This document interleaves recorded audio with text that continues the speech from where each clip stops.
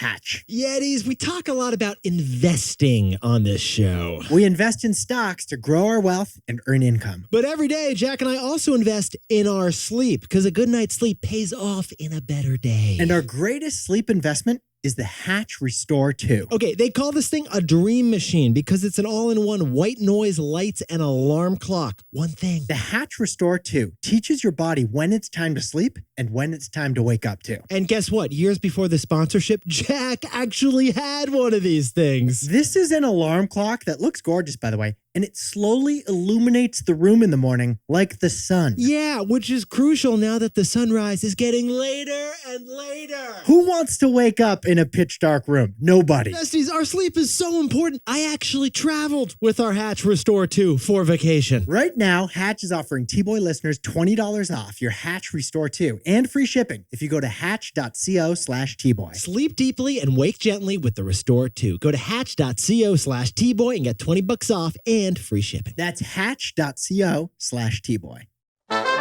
This is Nick. This is Jack. It's Wednesday, Ceviche Wednesday, September 6th, and today's pod is the best one yet. You know, I ordered ceviche over break. You did? Did you actually do this? I didn't see it. I loved it. It was great. Tasted nothing like sashimi. You throw in some mango in there? That is a meal, my friend. These Peruvians, they were on to something. These Peruvians, they're making me thirsty. Jack, first story, what do we got for the show, man? The biggest movie of the year isn't the Super Mario movie, and it isn't the Barbie movie. No, it's not. It's the Eras Tour. Get this, Taylor Swift is turning her concert into a movie because media is a multiplayer game. For our second story, credit card companies are about to raise their super secretive transaction fee. Yetis, even though we don't see it, we all end up paying the swipe tax. And our third and final story, America's largest city effectively banned Airbnb yesterday. So Jack and I are going to tell you why New York City is enforcing an anti-Airbnb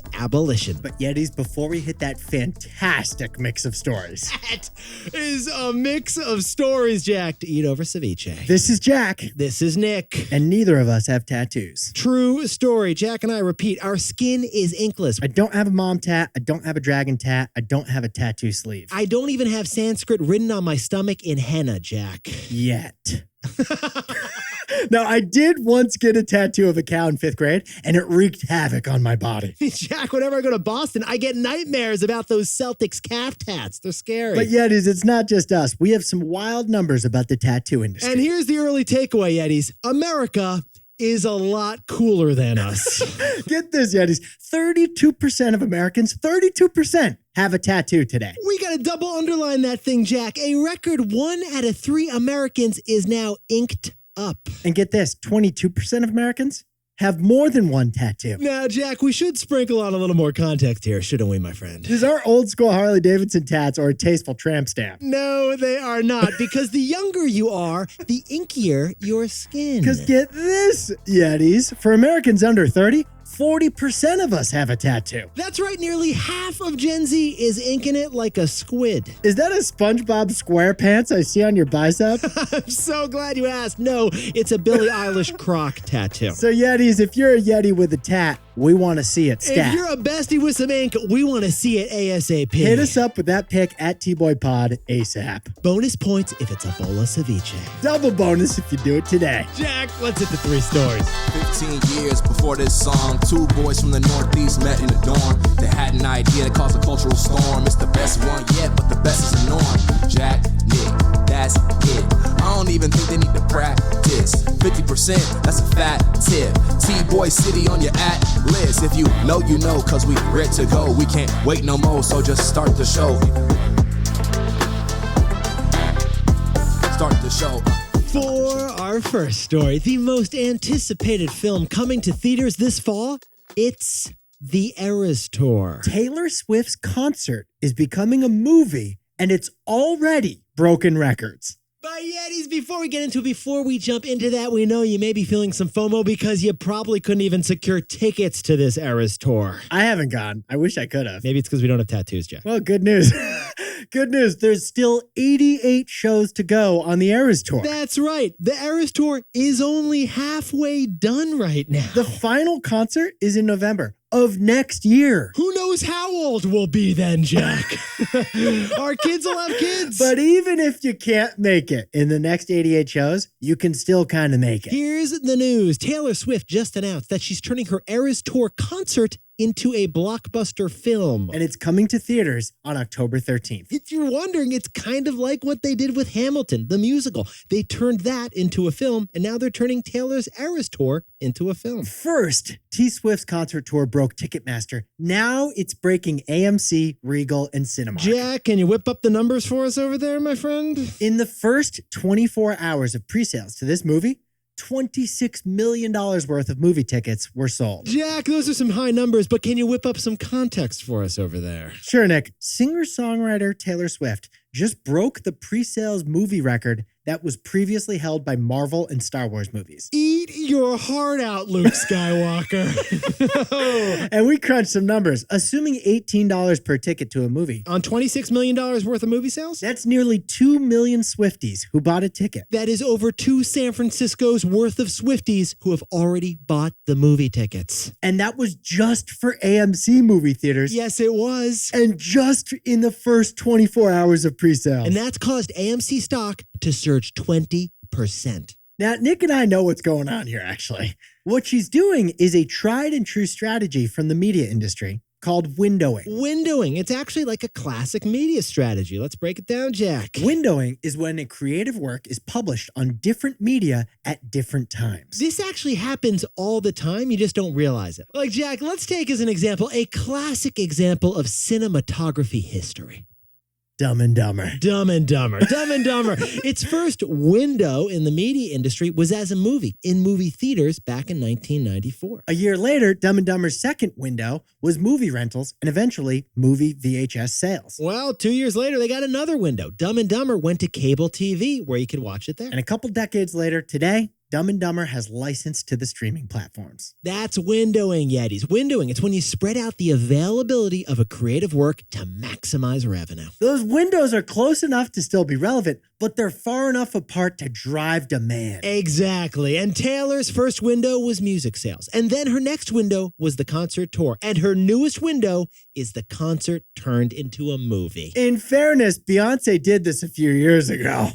She put her Coachella performance, which was incredible, on Netflix. The Queen Bee knows about the windows. So, Jack, what's the takeaway for our buddy Taylor Swift? Every medium requires a new methodology. Yes, it does. Yetis, this concert film, it isn't just like a camera that's pointed on the stage from the perspective of a concert goer. No, if it was just that, then this movie wouldn't work. Jack and I know this because we've tried it before. Like, we have simply turned on our video cameras and then tried posting the podcast clip to TikTok. It didn't work because TikTok's a video platform. You can't just put a podcast in there. What we had to do was edit it further and then repackage that podcast clip specifically for TikTok. Because each medium of media requires its own methodology. Well, Taylor knows that already. That's why she hired a Grammy-nominated and Emmy-winning director. This film director will add additional production effects and transform this concert into a film. For this concert to become a movie, it can't just be a concert. It must be redesigned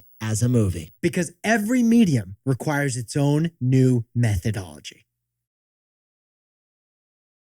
For our second story, there is a secret credit card fee that is about to go up. It's called the swipe tax. Actually, we call it the swipe tax. We never see it. We aren't even charged it, but we all end up paying it. Jack, to kick off this story, I am going to need a visual. You are walking into an Urban Outfitters. You don't have a tattoo, which is kind of lame, but you really want a cute top. Love me a cute top. So I grabbed the Slam and Salmon variety, size medium, walk up to the cashier. And then you swipe your card, you sign your signature, and you print out a paper receipt for yourself. The receipt shows the subtotal, the sales tax, and then the final price I have to pay. But here's the thing, Yetis. There's actually one more hidden charge not on your receipt. And what is that charge, Jack? That charge is the interchange fee. Oh, the interchange fee, aka the swipe fee. The swipe fee is charged for every credit card transaction, and it's 1 to 3% of the total cost. Yeah, so like, for example, Urban Outfitters pays that fee, and that fee goes to the credit card company and the bank that issued the card.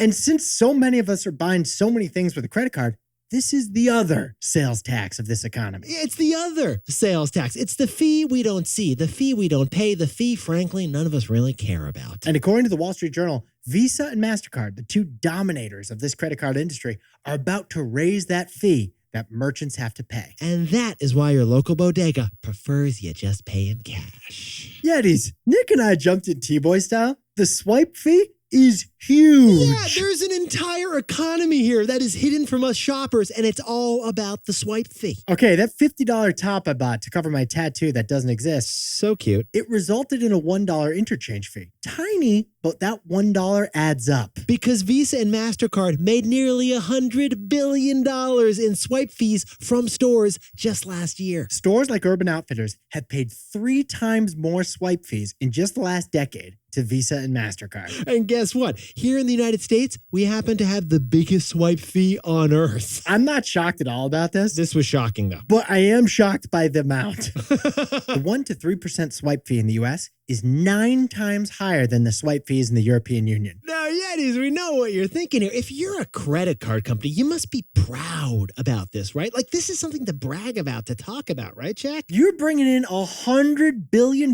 by doing nothing. Just Americans are swiping their cards and you're making money. But, Jack, what's the reality for the credit card companies? The credit card companies don't seem proud at all. They seem kind of ashamed by these swipe fees.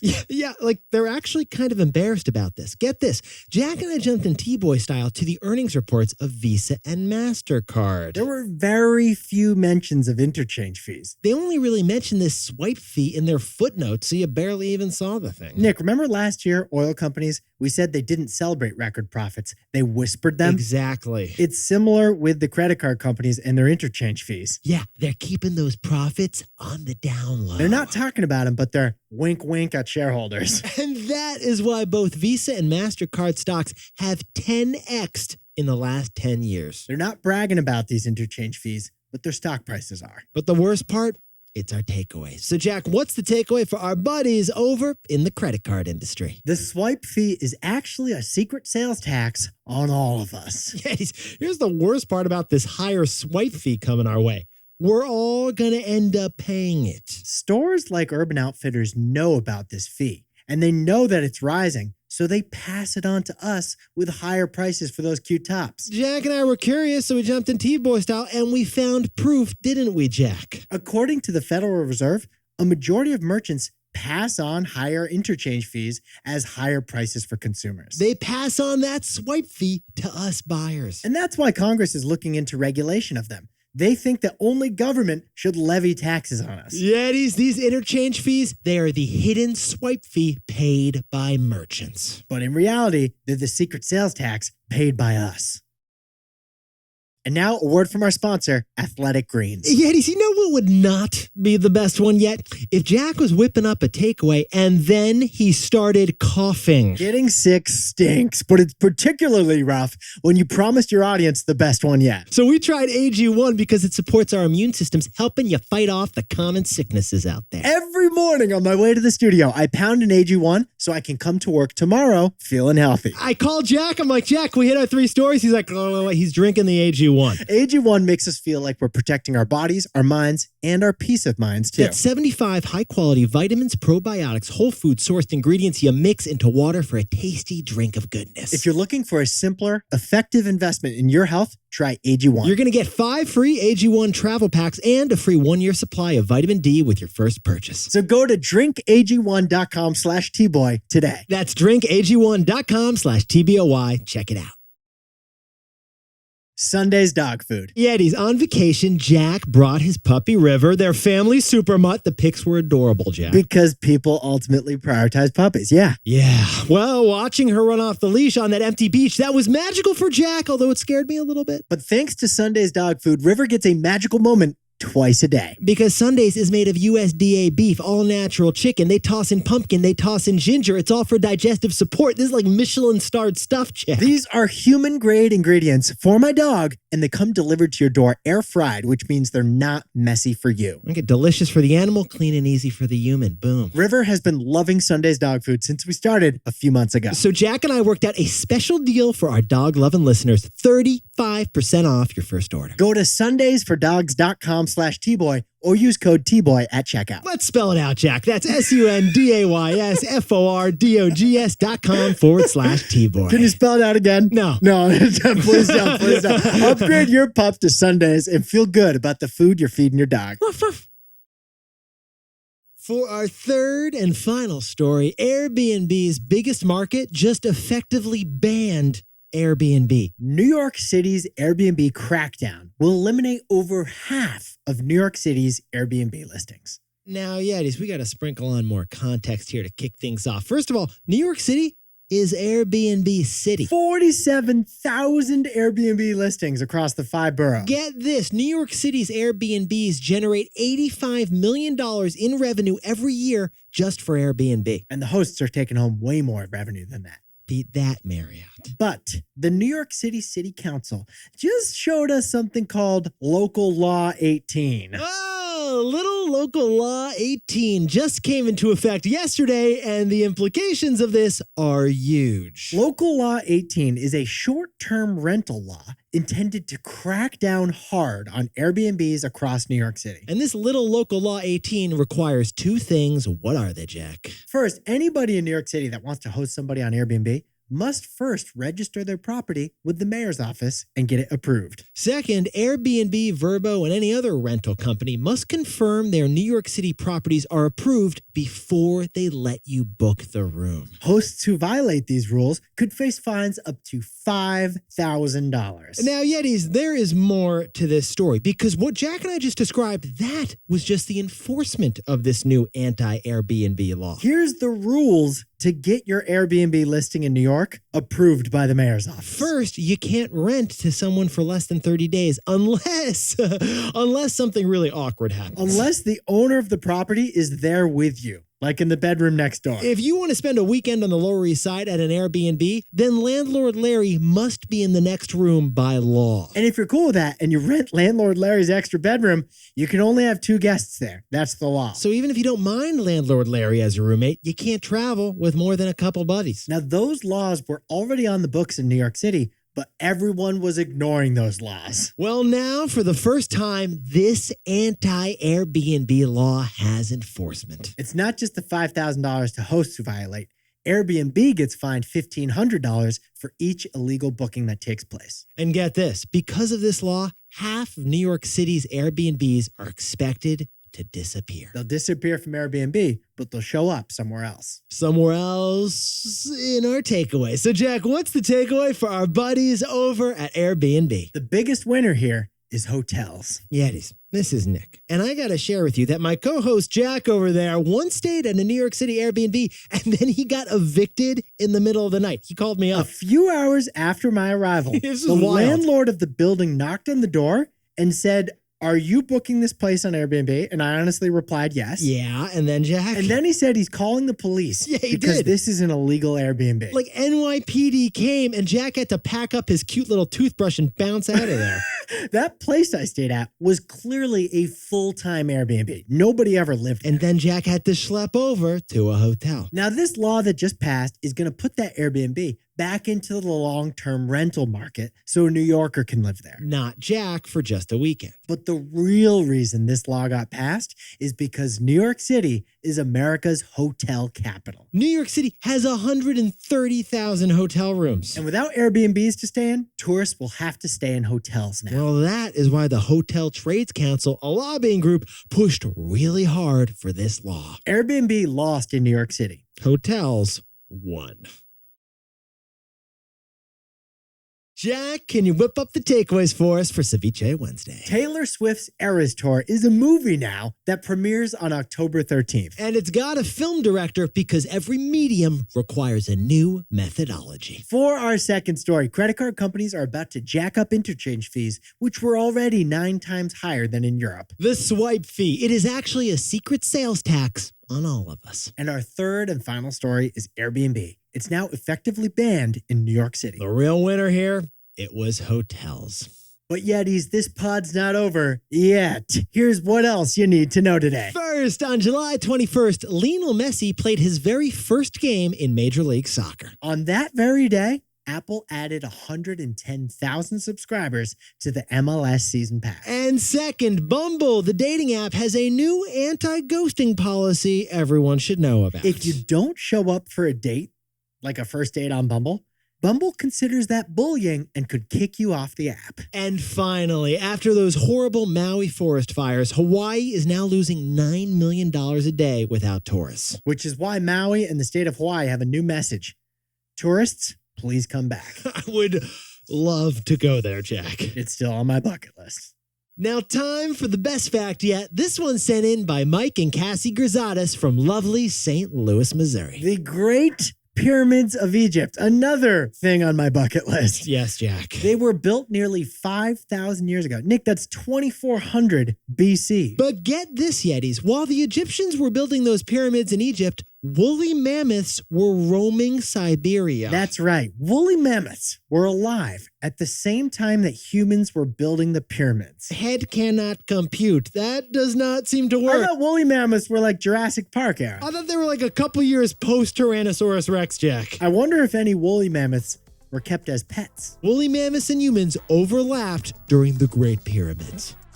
Yetis, you look fantastic over there. Jack, you're looking amazing. Can I see your calf, please? No. I'm going to need to inspect a bicep. Yetis, if you've got a tattoo, hit us up at T-Boy Pod. We want to see this thing, Jack, and I need some inspiration. Remember, though, this is a family-friendly show. Tasteful Tats, HYHTBOY. Nick and I will see you tomorrow. If you know, you know.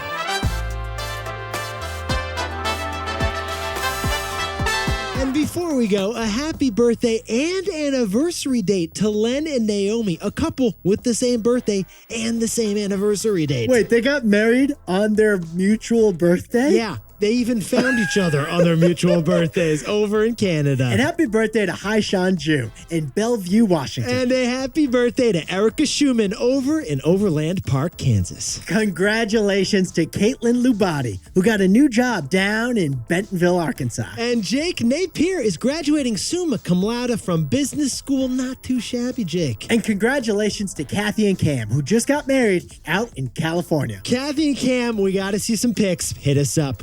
Congratulations. And to anyone else who celebrated something today, make it a T-Boy. Celebrate the wins. This is Jack. Nick and I both own stock of Airbnb and Apple. They did a really professional job. They did. They did. It is really nice. It's funny because I'm seeing it backwards too. And just Oh, yeah. That's funny because I'm reading T-Boy frontwards on my side. That's for funny. you. Yeah. Well, I'm backwards for me too. So. Oh, really? Yeah. That's Something's weird. going on here. Dude, everything is right ways for me. This is really weird. But I hear you talking backwards.